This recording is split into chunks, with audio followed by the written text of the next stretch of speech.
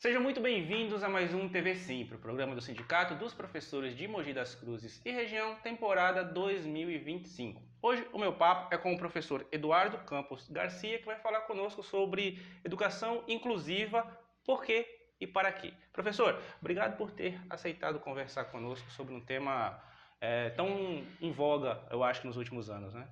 Em primeiro momento, gratidão pelo convite, pela oportunidade, e voltar a Mogi depois de 24 anos, para mim, é um prazer muito grande. Eu fui professor da rede, Olha que legal. estadual, aqui na diretoria de ensino de Mogi das Cruzes, por longos anos. Quanto tempo? Há quase 13 anos. Caramba! Hoje você está em Santo André? Hoje eu estou trabalhando em São Bernardo do Campo, na FEI, em Marília, na Universidade Católica, mas resido em São Paulo. Caramba, então faz uma turnê pelo estado de São Paulo para dar aula. Professor, há quanto tempo você fala sobre educação inclusiva? Desde o início da minha carreira. Eu iniciei a minha carreira aqui em Mogi das Cruzes, no Washington Luiz, e lá eu tive contato com os alunos surdos. E a partir daí eu comecei a ter interesse pela língua brasileira de sinais e outras questões voltadas para a educação inclusiva. Nós tivemos aqui um programa recente falando sobre o tema de alunos com problemas com deficiência auditiva e surdos, né? Eu recomendo ao pessoal que está em casa depois procurar, que é um programa bem legal também. Mas eu tenho a impressão, e aí você me corrija se eu estiver equivocado, de que passou-se a se falar mais sobre a qualidade dessa educação inclusiva mais recentemente, né? Na verdade, as questões voltadas para a educação inclusiva, elas sempre existiram. Né? O que acontece é que a educação denominada especial, antes de ser chamada de educação especial inclusiva, ela ficava à margem da educação em si. Né? E quem cuidava disso era a filantropia. Então, quando você percebe que existe associação de pais, igrejas, instituições confessionais, movimentos populares que educavam autistas, surdos, cegos, enfim, significa que o Estado não assumiu o seu papel perante essas pessoas. Quando se fala em educação especial, esse é um tema bastante delicado e perigoso, porque a palavra especial não é um elogio e também nunca agregou nada para a pessoa surda, cega, enfim, com as suas deficiências. Especial vem de espécime e isso parte da medicina alemã, no período da Segunda Guerra. Então já não começa bem, né? Não começa bem, mas se adota esse vocabulário e isso entra de forma cotidiana, né, tanto na educação como intencionalmente pela medicina. Entendi. Hoje, quem pensa... existem secretarias responsáveis por tratar da melhoria e ampliação da educação inclusiva? Por exemplo, dentro da Secretaria de Educação do Estado, tem alguém que está pensando nisso? No Ministério da Educação, tem alguém pensando especificamente sobre esse tema? Tem e não tem. Eu vou explicar por quê. Normalmente, as formações oferecidas para os professores não agregam quase nada para os professores. Por quê? Parte-se de um conhecimento clínico e médico. Sim. E o professor, muitas vezes, ele quer saber o que ele precisa fazer na sala de aula. Então ainda se carece de formações específicas para a pedagogia a partir de um olhar socioantropológico, enxergando a diversidade humana a partir da sua singularidade e entender que o ser humano ele aprende, a partir dessa singularidade. Então, quando eu penso numa pessoa surda, eu não estou pensando numa pessoa com deficiência, que tem um déficit que não vai conseguir. Quando eu penso numa pessoa cega, é a mesma coisa. Sim. Cadeirante, hiperativa, enfim. Então é preciso pensar que existem singularidades. E a partir dessas singularidades eu posso avaliar pedagogicamente e desenvolver estratégias didáticas para desenvolver o meu trabalho com esse estudante. Entendi. Bom, professor, eu queria falar um pouco mais sobre essa questão da formação que você citou agora. Como eu citei no começo do programa, eu já entrevistei uma outra profissional aqui, uma outra professora que falou um pouco dessa questão da educação inclusiva, especialmente para alunos com deficiência auditiva e surdo, que foi a professora Patrícia Maria Almeida Trindade. O programa dela já deve estar disponível no nosso canal. Se não entrou ainda, a gravação com ela vai entrar nas próximas semanas. E uma coisa que eu achei curioso, e até aprofundei um pouco mais isso quando eu conversei com ela, foi que ela aprendeu Libras, por exemplo, na igreja. não era algo que estava dentro do currículo da faculdade quando ela fez a formação dela. O que é super bacana, mas entra naquilo que você falou, que depende de outras entidades do terceiro setor e ecumênicas, etc., para trabalhar essa questão da inclusão. Eu queria que você falasse um pouquinho sobre isso. Hoje, o decreto 5.626, ele exige que os cursos de licenciatura e formação de professores tenham em sua grade curricular, ou na sua matriz curricular, ou no seu desenho curricular, a língua brasileira de sinais. Uhum. As instituições de ensino superior ainda não perceberam que, para além da língua brasileira de sinais, é preciso também incluir como componente curricular língua portuguesa para surdos na modalidade escrita. Existe uma necessidade, mas isso dificilmente é cumprido. Uhum. Né? Então, a maioria das pessoas que começam a aprender a sinalização aprendem ou em igrejas ou em contato com a comunidade surda. Foi outro exemplo que ela deu. Ela falou que aprendeu na igreja, mas ela se envolveu muito com a comunidade para poder aprimorar, pegar as gírias, as diferenças regionais da linguagem. Então. Isso mesmo. E Libras é uma língua ativa, corrente, ela se altera com o tempo como qualquer outra língua e é arbitrária como qualquer outra língua. Uhum. Né? O que acontece é que, na falta de professor com formação específica, letras Libras, por exemplo, ou pedagogia com uma carga horária de Libras para alfabetizar crianças surdas em língua portuguesa, escrita e Libras, o Estado ou algumas instituições particulares ou ligadas, né, à indústria acabam contratando professores que têm a habilidade, né, ou que fizeram o exame de proficiência em Libras para lecionar. Uhum. Mas eu, por exemplo, comecei a aprender a sinalização com os alunos do Washington Luiz, numa época em que Libras não era reconhecido. Eu comecei a lecionar no Washington Luiz em 1998, como professor eventual.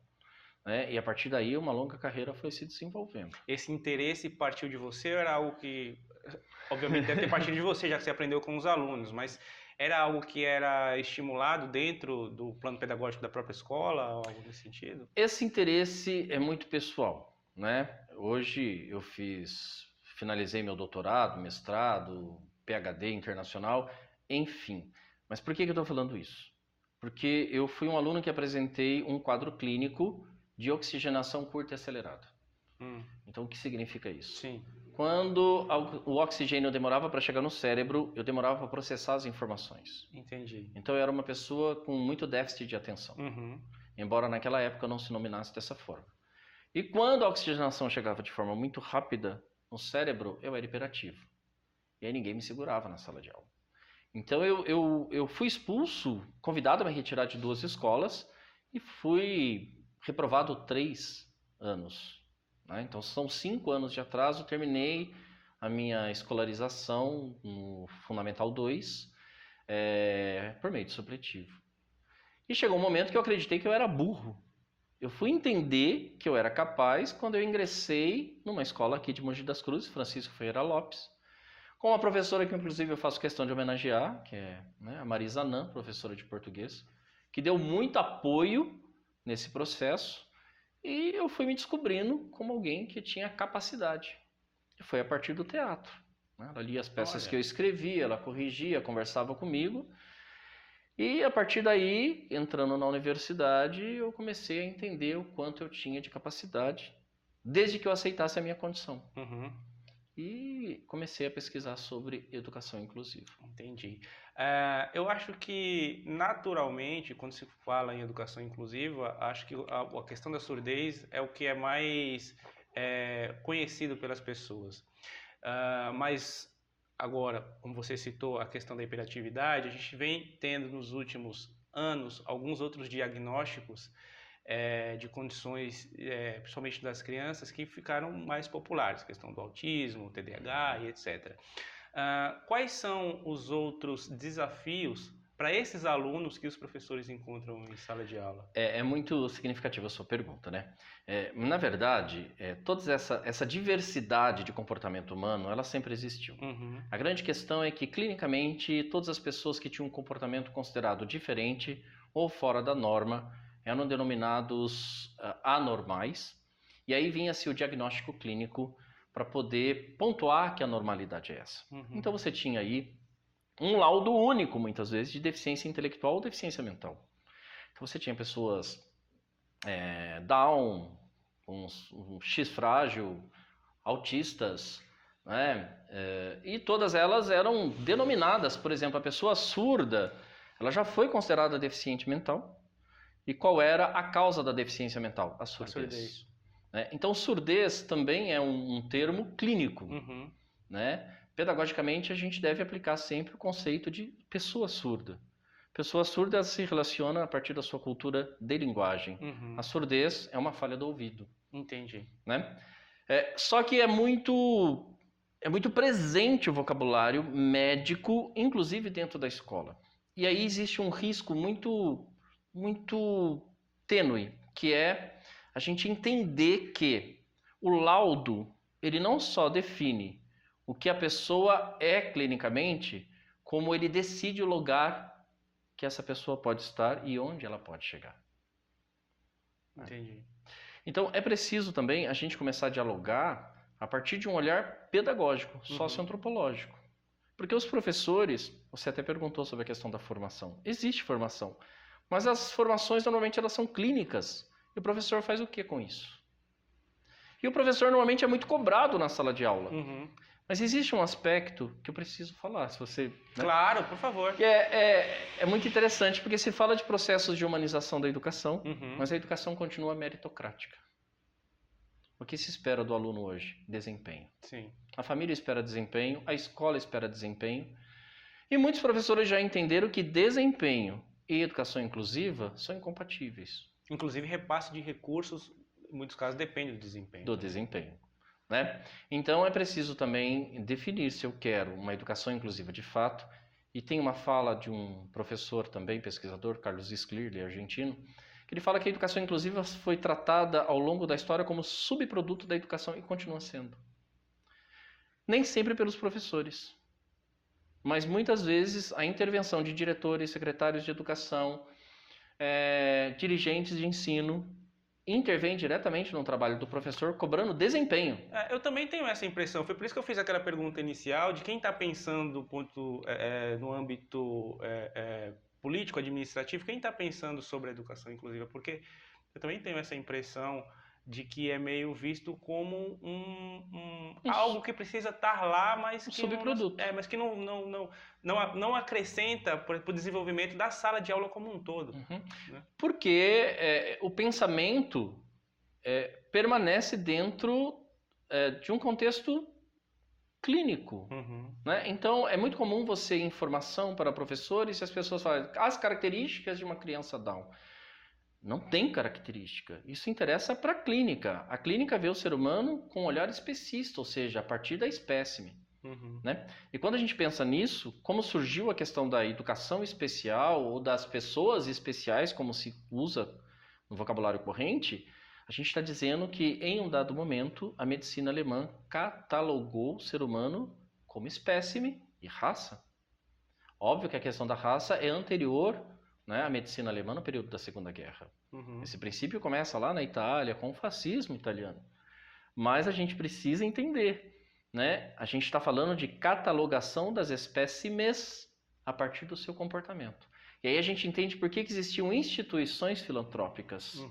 Bom, se você é uma espécime que não aprende e não agrega economicamente para o Estado, que você fique então no teu quadrado. E aí surgiram as instituições especializadas, que algumas pessoas reivindicam até hoje. A sociedade é plural. Hoje, ao invés de se falar de identidade, é preciso falar de outridade, que é você ter o direito de ser o legítimo outro sem uma matriz replicante. Né? E a educação inclusiva, diferente de educação especial inclusiva, ela é muito mais além do que isso. Né? E a educação inclusiva é um tabu para os muros da escola, porque a gente tem que acolher também a diversidade em sua orientação sexual, identidade de gênero, a transexualidade. Né? A gente precisa falar sobre as questões, né, da pretitude, negritude. Professor, por que é tão difícil colocar essas questões dentro dos muros das escolas? Porque isso existe desde sempre e vai continuar existindo. Nós não vamos encontrar, por exemplo, pelo menos não período que a gente esteja aqui, eu imagino, espero que esteja errado, uma cura para a questão da surdez, ou uma cura para Down, ou uma cura para autismo, se é que a gente pode falar de cura, né, para essas questões, para esses desafios. Então, isso está posto, isso vai existir. Por que é tão difícil tornar a escola realmente inclusiva? Porque não existe cura aquilo que é propriamente constitutivo do ser humano, a diversidade, a singularidade humana. Mas a família, muitas vezes amparada pelo discurso médico e por desconhecimento pedagógico, e muitas vezes a própria pedagogia, né? Eu trouxe alguns livros para você, e quando eu pedi para a editora trabalhar com esses títulos, eu fiz questão de falar sobre o que todo pedagogo precisa saber, não com arrogância, mas a gente carece de uma literatura científica voltada para a pedagogia, que fale uma linguagem pedagógica e não clínica, né? Por quê? Em primeiro momento, eu preciso alterar o meu vocabulário. Segundo, a postura em sala de aula e a postura administrativa. O professor ele esbarra numa série de burocracias em que ele tem que apresentar dados, isso em qualquer espaço educacional. Né? E muitas vezes ele é cobrado, muito cobrado. Né? Tem um filósofo que eu gosto bastante, George Agamben, que ele fala sobre o burocrata específico. E as secretarias trabalham a partir desse movimento, né? De uma burocracia sem fim, querendo saber qual foi o desempenho, se a criança entregou laudo, qual é o laudo da criança, qual é o laudo do adolescente. E normalmente o comportamento do adolescente e da criança é diretamente associado a um laudo médico, justificando, inclusive, aquilo que o ser humano não aprende. Só que todo ser humano aprende, cada qual no seu tempo e no seu tempo segundo a sua singularidade. Porque eu preciso ter um movimento didático e espaço nos planejamentos pedagógicos para discutir como ele aprende. E esse como aprende não tem receita, é individualizado. Entendi. Eu queria que você falasse um pouquinho sobre esses 3 livros que você me trouxe aqui. O que todo pedagogo precisa saber sobre Libras, os principais aspectos e a importância da língua brasileira de sinais. O que todo pedagogo precisa saber sobre comunicação inclusiva e o que todo pedagogo precisa saber sobre pessoas com deficiência. São livros que se complementam. De onde surgiu, por que você pensou esses 3 temas especificamente, qual foi o processo? Conta um pouquinho pra gente. Na verdade, na medida que eu fui me aprofundando na pesquisa, eu fui descobrindo como os termos clínicos, né, eles são absorvidos rapidamente pela sociedade, porque historicamente existe uma questão muito simples. A medicina ela goza socialmente de um prestígio, muitas vezes inquestionável, né? Já a pedagogia, nem sempre. O primeiro contato de uma família cujo seu filho é declarado, né, como pessoa com deficiência, alguma deficiência, é com o pediatra. E que traz um olhar clínico. É importante? Claro que é. Mas a gente precisa começar a entender que existem outros olhares. Eu faço parte de um movimento de despatologização do comportamento humano. Então esses 3 livros, eles trazem um olhar socioantropológico. E eu narro nos 3 livros um pouco sobre o que foi construído clinicamente e o que precisa ser desconstruído para a educação ter uma linguagem própria e uma atuação com autoridade sobre esse esquema. Porque muitas vezes, como professor universitário, eu sempre percebi uma questão muito significativa. Quando os estudantes e as estudantes eles não tinham um familiar denominado com alguma deficiência, as disciplinas voltadas para esse público, né, seja Libras, Braille, políticas e práticas de inclusão, era uma disciplina, era um componente curricular. Quando a pessoa tinha um filho Down, um filho surdo, um pai surdo, uma mãe cega, havia um engajamento muito grande para entender tudo isso. A vivência influencia, né? A vivência influencia. E o que a pedagogia carece? De vivência própria nessa área. Carece de espaço para discutir essas questões a partir da pedagogia. O professor não tem esse espaço. Dizem o que ele tem que fazer. Mas ele não é médico. Então, o que uma informação clínica agrega para o professor? Ele precisa discutir planejamento, ele precisa discutir desenvolvimento cognitivo, como essas pessoas se desenvolvem cognitivamente. Ele precisa ter o direito de experimentar projetos pedagógicos e dizer, inclusive, para a família, para a escola, para a secretaria, isso funcionou, isso não funcionou. E a gente tem que tomar muito cuidado com institucionalização de projeto. Às vezes um professor entrega um projeto com crianças surdas e aquilo deu muito certo, e aí isso se replica. Não dá. A gente precisa compreender que esse ser humano é dotado de uma singularidade. Sim, concordo, mas do ponto de vista prático, com aulas de 40 minutos e sala com 30 e poucos alunos, como que isso seria possível ser implementado? A gente vive num Brasil que hoje a pasta do Ministério da Educação, juntamente com o Ministério da Saúde, são as duas que recebem mais recursos federais. E assim deve ser. Não sei se esses recursos estão ou não sendo distribuídos em quantidade suficiente, mas certamente não estão sendo distribuídos da forma que deveriam ser distribuídos. Então, a gente sabe, por experiência própria, eu estudei em escola pública, e conversando com os professores aqui no TV Simpro, que a realidade da sala de aula é complexa e ela se impõe. Isso também porque a gente vive em uma sociedade que é, de modo geral, resultadista. O diretor cobra dos professores o resultado porque os pais cobram do professor e da escola que o seu filho apresente resultados, porque sabe que quando ele sair da escola esse resultado será cobrado no mundo real. Como que a gente pode implementar isso que você sugere da pedagogia, criar uma linguagem própria para lidar com essas questões, os professores terem a liberdade de criar projetos centrados em turmas e que não sejam institucionalizados, se a gente tem essa realidade de cobrança de resultado e principalmente de tempo, né? O professor tem uma aula de 40 minutos para uma determinada sala e no ano seguinte aquele aluno vai para um outro professor, para uma outra turma, às vezes para uma outra instituição de ensino. Como que faz? A sua visão é interessantíssima, né? E aí a gente chega na raiz da questão. Então, o problema, ele nunca foi a diversidade presente na escola. Né? O problema é como a educação ela é planejada no Brasil e o descrédito político que o professor tem em sua voz e a falta de autoridade dada ao professor para que ele possa, de fato, planejar, criar, experimentar em sala de aula. Quando você tem uma sala de aula superlotada, e isso interfere diretamente na qualidade do trabalho do professor, quando você tem uma atribuição de aula, né, que pode ser considerada humilhante aos olhos de uma categoria inteira, eu participei desse processo inúmeras vezes.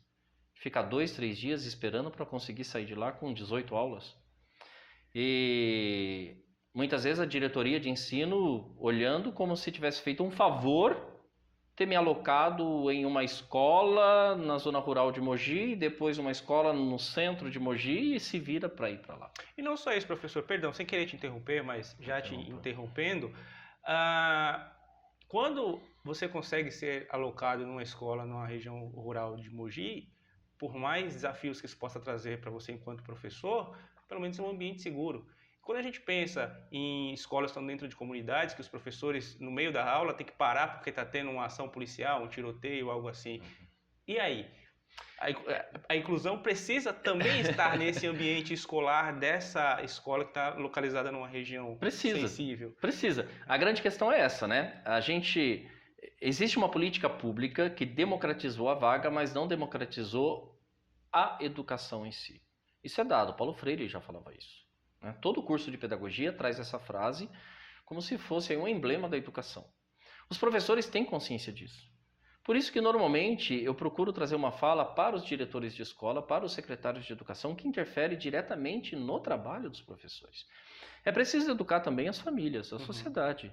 Explicar que o trabalho do professor é diferente do trabalho médico. E isso não se faz. A maioria das vezes a escola amplifica, apoia o discurso clínico, né? E pede que o professor faça o que ele pode. Faça o que ele pode com o quê? É preciso de recurso didático para que ele possa desenvolver. Isso é uma forma da escola se resguardar também? Quando ela amplia esse diagnóstico clínico, não é uma forma da escola ter como se resguardar de uma possível falha com aquele aluno? É uma possibilidade. Na verdade, quando você faz uso desse discurso clínico, não é? E você se ampara nesse discurso clínico, você não se compromete. Né? Então você se resguarda, mas quem é prejudicado? Né? Quantas pessoas Down ingressaram na universidade nos últimos tempos? Quantas pessoas surdas lutam para depois da universidade conseguir ingressar em outras instâncias como mestrado e doutorado? Quantas pessoas cegas chegaram para ter a sua voz? Eu gosto muito de trazer o exemplo da Helen Keller, que era surdo-cega, mas ela era feminista. E o objeto de estudo dela e de discussão dentro da filosofia e da antropologia não era a questão de ser cego. Né? Era o ingresso da mulher no mercado de trabalho fabril. Mas todas as vezes que ela palestrava, que ela se posicionava, as pessoas queriam saber dela como era ser uma pessoa surdo-cega. Uhum. Porque se tornava invisível o discurso dela, se tornava inaudível aquilo que ela trazia, em função do que ela era. E isso é o que mais acontece com as crianças, com os adolescentes surdos-cegos, com os surdos, com os cegos, com a pessoa Down. Eu, por exemplo, me recuso a trazer para o meu vocabulário cotidiano, seja na pesquisa, na sala de aula, enfim, o termo síndrome de Down. Né? Síndrome é uma questão genética. E já tentaram alterar a genética de uma pessoa quando a mãe, de forma intrauterina, foi comunicada que o seu filho poderia nascer com síndrome de Down. Então vamos fazer uma alteração genética. E aí entra em cena a ONU proibindo experimentações genéticas para alterar aquilo que seria próprio e constitutivo do ser humano.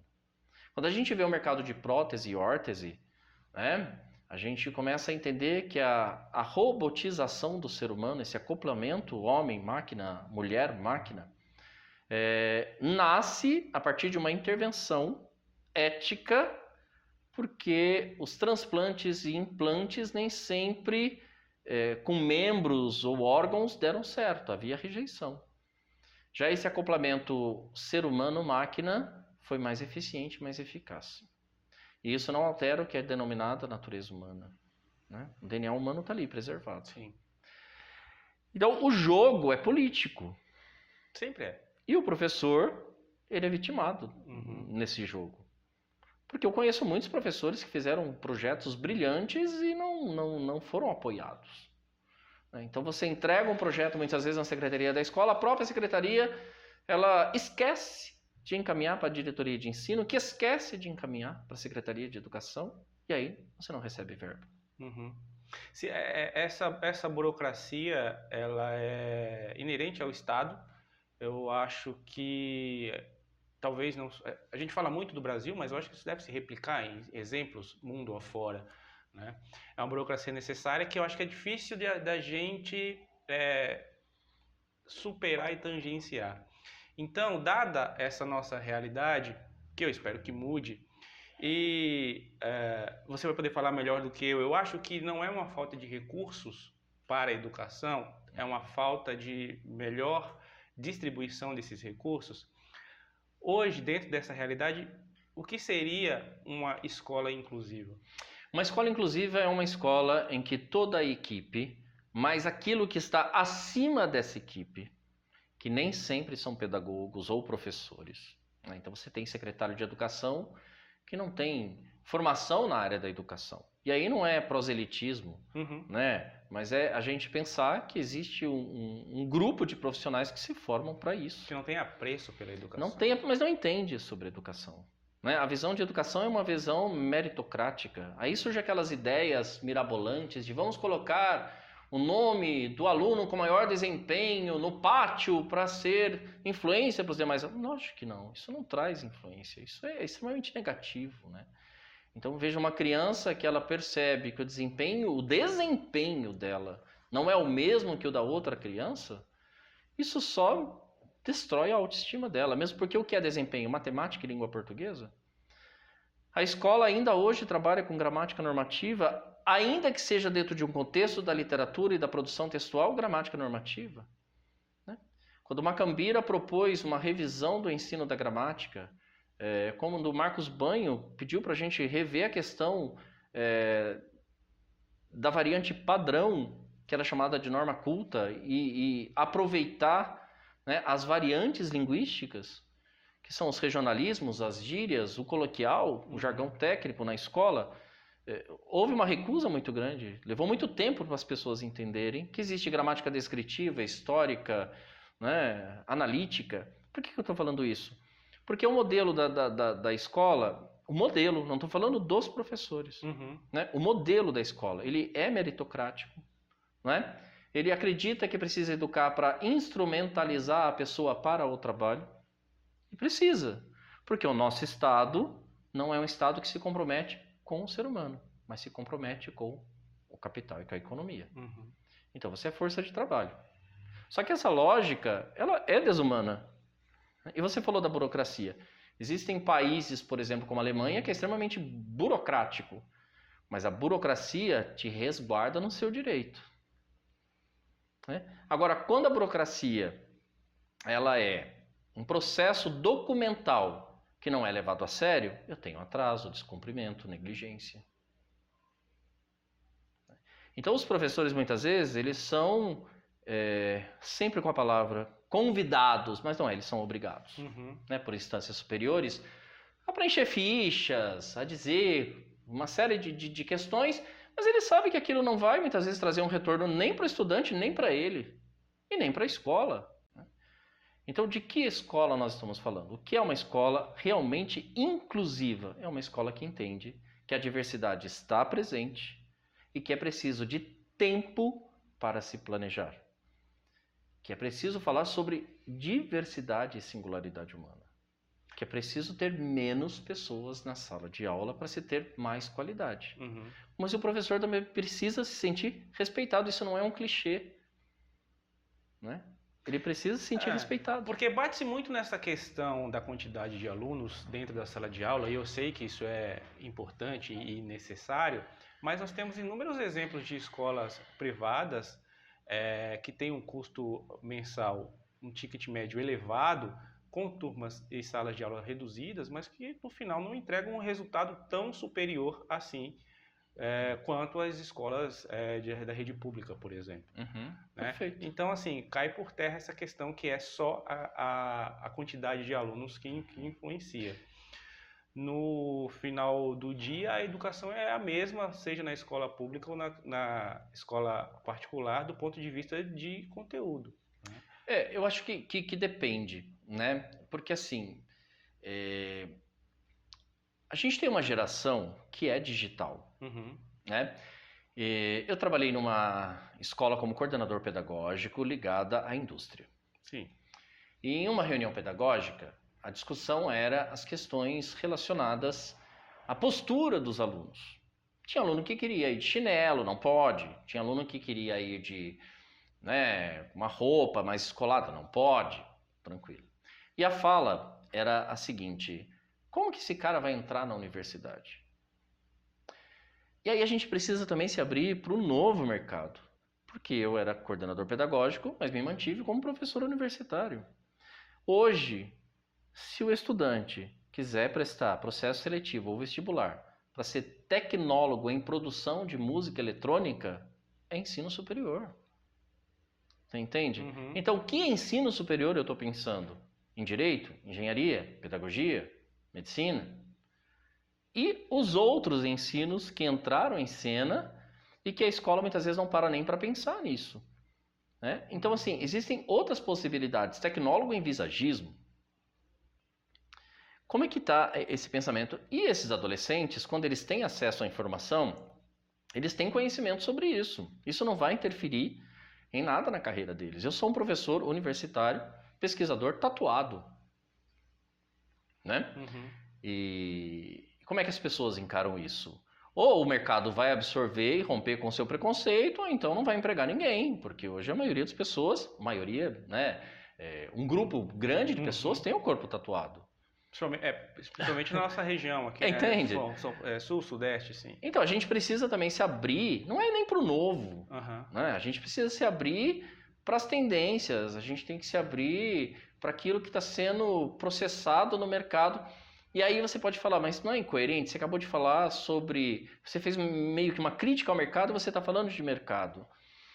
A crítica que eu faço ao mercado é quando ele desumaniza. Né? É possível ter um outro olhar? É. Quando eu penso nas outridades, inclusive nessas outras formações que estão aí, que formam profissionais com outros olhares.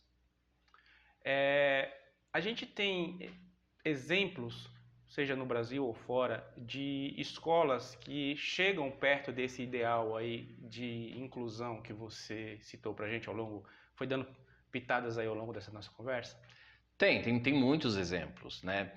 Mas eu penso que esses exemplos, eles não cabem para a realidade do Brasil. Você fez um comentário que é muito significativo. Quando eu trabalhei aqui na Diretoria de Ensino de Mogi das Cruzes, eu trabalhei em escolas de Salesópolis, de Biritiba-Mirim, né, Manuel Ferreira, eu trabalhei em Jundiapeba, eu trabalhei no centro, comecei minha carreira como professor eventual no Washington Luiz. E são realidades muito diferentes. E o professor, às vezes, ele sai de uma realidade no período da manhã e à tarde ele está numa realidade completamente diferente. O que acontece? Né? Eu sou psicanalista também. Muitas vezes, quando o aluno ele é grosseiro com o professor, eu sei que isso dói. Né? Para o professor ouvir, às vezes, um palavrão, uma palavra de baixo, sabe? Algo dói. Mas, do ponto de vista psicanalítico, o estudante, muitas vezes, ele não está agredindo o professor, mas ele está agredindo um sistema político que o reprime, que o subjuga. Ele não consegue enxergar na escola, não é, possibilidade de mudança. Um aluno que nasce numa comunidade extremamente pobre, ele termina o ensino médio e vai para onde? Uma universidade pública, que é elitizada. Uhum. Então existem movimentos populares que têm tentado mudar isso. Uma criança preta, um adolescente preto, que ingressa na universidade e não lê nenhuma página de autores pretos, ele se reconhece no mundo acadêmico? Não. Você democratizou a vaga, mas não democratizou nem a ciência. Porque quase todo autor que ele pega para ler é branco de origem europeia. E homem. E homem. Que foi algo que eu, quando eu saí da universidade, parei para pensar. Que não tinham autoras no conteúdo que eu tive de matéria na Universidade de Jornalismo, por exemplo, na Faculdade de Jornalismo. Não tinha. E, para mim, que era um aluno que fazia faculdade e tinha que trabalhar também, paralelo, é um pensamento que não passou, não veio na minha cabeça na época. Uhum. E só depois, trabalhando com isso, entrevistando pessoas, conversando sobre temas de diversidade e tal, é que eu comecei a raciocinar, falei, caramba, eu não tive isso. E é uma bagagem importante para debater, inclusive, questões de inclusão. Sim, porque a inclusão, ela tem que ser abrangente. A gente precisa entender, né, quando eu falo precisa, não como arrogância, mas é como uma proposta de reflexão. Os problemas sociais e econômicos de uma pessoa surda branca não são os mesmos de uma pessoa surda preta. Né? Hoje se fala em feminismo preto, feminismo negro, porque a luta de uma mulher, né, preta não é a mesma de uma mulher branca. Uhum. É muito significativo a gente pensar nisso. Né? Uma vez, numa mesa, fizeram a seguinte colocação: com a Revolução Industrial, a mulher ingressa no mercado de trabalho. Perfeito. No mercado. Remunerado, com carteira assinada, lutando pelo seu direito. Mas a mulher já estava no mercado de trabalho sendo vendida como produto com o início da escravidão no Brasil. A mulher preta sempre trabalhou e sempre fez hora extra e não recebia por isso, porque ela era propriedade. Né? Então, quando uma escola ou uma universidade reproduz esse tipo de discurso, continua desconsiderando o trabalho da população preta do Brasil. Professor, quanto tempo de sala de aula? Eu comecei em 1998. Temos aí algumas Copas do Mundo de sala de aula. O que mudou na educação e na sala de aula de 1998 para cá? Melhoramos? Pioramos? Estamos no mesmo patamar? Olha, que pergunta difícil. Eu não sei se eu vou agradar com a minha resposta. Do ponto de vista de qualidade para o trabalho do professor, tem piorado bastante, né? Do ponto de vista de políticas públicas, o discurso tem sido muito profundo, mais raso na sua prática. E é preciso mudar muita coisa. A escola, ela ainda é feita a partir de uma hierarquia de que quem pensa a educação normalmente não são os educadores. Isso não se trata de um clichê, né? A educação ainda é pensada para os empresários, vide o novo ensino médio, como ele foi colocado em cena, né? É preciso mão de obra, então a gente vai qualificar o estudante a partir do ensino médio. E aí, independente se eu concordo ou não, eu acho que tem que se ter qualificação. O que a gente não pode acreditar que qualificando uma pessoa em nível técnico, eu estudei no Francisco Ferreira Lopes, eu fiz patologia clínica, né? Também trabalhei para estudar. Trabalhava, estudava. Eu comecei vendendo banana na rua que meu avô plantava em Salesópolis.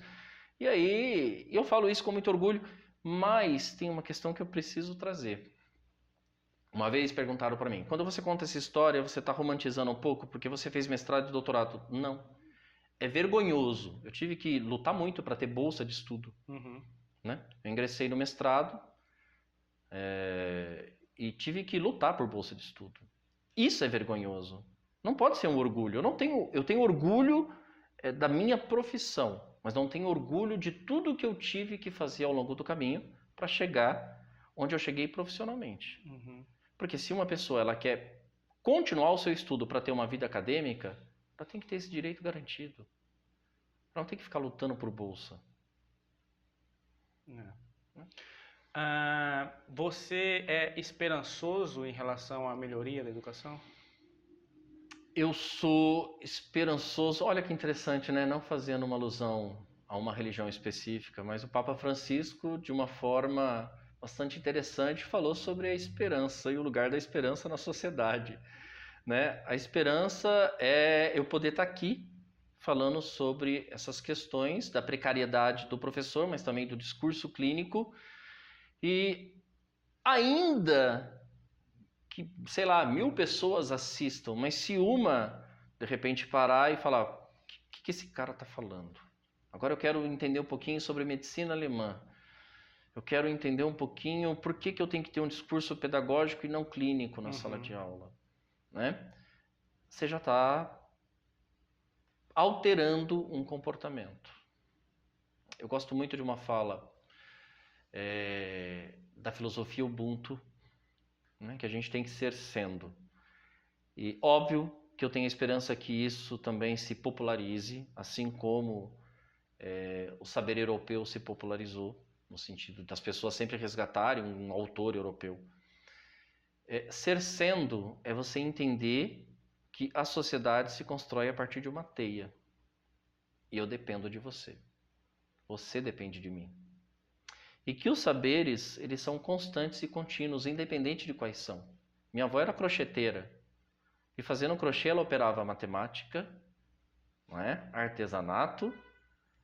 Então, a escola, ela precisa entender isso, né? Quando a gente falou de ranqueamento, por exemplo, eu ranqueio língua portuguesa e matemática, mas eu paro para observar o talento de uma criança ou de um adolescente que tem uma expressão artística. Educação física, às vezes, vira castigo. Se você não for bem em matemática e língua portuguesa, eu tiro você da educação física. E aí você pode ter um talento do esporte, da prática esportiva, sendo jogado fora. Porque esporte, quando você pensa nisso, o esporte não é reconhecido como saber na nossa sociedade. E aí, quando tem Olimpíada, as pessoas querem, né? A educação hoje, ela já é vista como uma extensão da nossa sociedade, não um privilégio dela? Depende, né? privilégio, eu acho que num país com tanta diferença socioeconômica, conseguir se matricular em uma escola é um privilégio, né? Mas não é um privilégio do ponto de vista da pessoa que conseguiu isso, né? É um privilégio alcançado a partir de um estado excludente, né? Quando eu entro nessa escola e de repente eu sou um aluno pobre, e o que essa escola mexe comigo a ponto de eu entender que a minha vida pode ser alterada a partir daquilo que eu aprendo? Quando eu dei aula em Jundiapeba, né, eu fui lecionar língua portuguesa e alguns alunos disseram assim: professor, mas nosso bairro não tem nada, nosso bairro é pobre, nosso bairro... Eu falei, pera lá, vamos fazer o seguinte, vamos observar a paisagem de Jundiapeba e vamos fazer um levantamento de quantas empresas, indústrias tem aqui em Jundiapeba? Vamos. E aí eu perguntei, aquilo que é arrecadado em Jundiapeba retorna para Jundiapeba? Não vou resolver o problema daquela população. Mas eu plantei uma reflexão. O seu bairro é pobre, o recurso que é arrecadado aqui não retorna. E por que não retorna? Tem alguém que represente o bairro na Câmara? O movimento político acontece por meio de reivindicações, lutas e ativismo. Então, quando o adolescente ele começa a entender isso é esperança. Eu tenho esperança. Eu vou embora, ele fica. É por isso que precisamos de mais professores envolvidos com política, precisamos de mais para pensar sobre educação, aquilo que você falou. Muitas vezes quem toma as decisões não está ligado diretamente à educação. É por isso que precisamos que mais enfermeiros e agentes de saúde se envolvam com a política, porque eles estão na linha de frente, eles que conhecem o SUS por dentro. E para melhorar o que o SUS nos oferece, precisam que pessoas que estejam envolvidas com ele tenham o poder de determinar para onde os recursos vão. Professor, para a gente encerrar, a gente está chegando a quase 1 hora de conversa e eu sei que você tem compromisso depois daqui. Eu quero já começar agradecendo a sua presença. Espero que você volte numa outra oportunidade. Foi muito bom ouvi-lo falar sobre educação inclusiva e sobre educação de um modo geral. Espero que você volte em breve para a gente conversar mais. Fala onde a gente encontra os livros. Eles estão disponíveis para venda online, formato físico, formato digital. Fala para a gente, para as pessoas poderem encontrar. Esses livros eles são encontrados em quase todas as livrarias, né? Não vou falar o nome de livraria para não fazer problema, mas assim, tanto site como livrarias físicas. Então é fácil encontrá-los e também pode ser comprado com o próprio autor. E aí tem desconto especial, com certeza, se quiser entrar em contato. Como as pessoas te encontram? Pelo WhatsApp. Aí depois, se você puder colocar o WhatsApp, claro. Eu agradeço. Redes sociais, você está nas redes sociais? Tenho rede social, só que olha, eu sou... Se você eu acho que é Eduardo Campos 7.4 é o Instagram. Quem quiser seguir, é show. Tem que estar no mundo virtual, professor. Né? Senão os alunos não te encontram para debater essas e outras ideias. Professor Eduardo, obrigado pela gentileza, de verdade. A casa é sua, volte sempre. Para a gente conversar mais. Gratidão pela oportunidade de falar de educação, é sempre uma esperança que entra no coração da gente. Adorei a nossa conversa e eu espero que vocês tenham gostado tanto quanto eu. Se tiverem alguma dúvida, encaminhem para a gente ou entrem em contato com o professor. Eu tenho certeza que ele vai responder com o maior prazer, com o carisma que ele tem aqui, que passou para a gente. Eu quero agradecer a parceria de sempre. Muito obrigado de coração pelo apoio. Espalhem esse conteúdo para outras pessoas. Se ele tocar uma pessoa, já vai ter atingido aqui o nosso objetivo. Espero ver todos vocês na próxima. Tchau, tchau.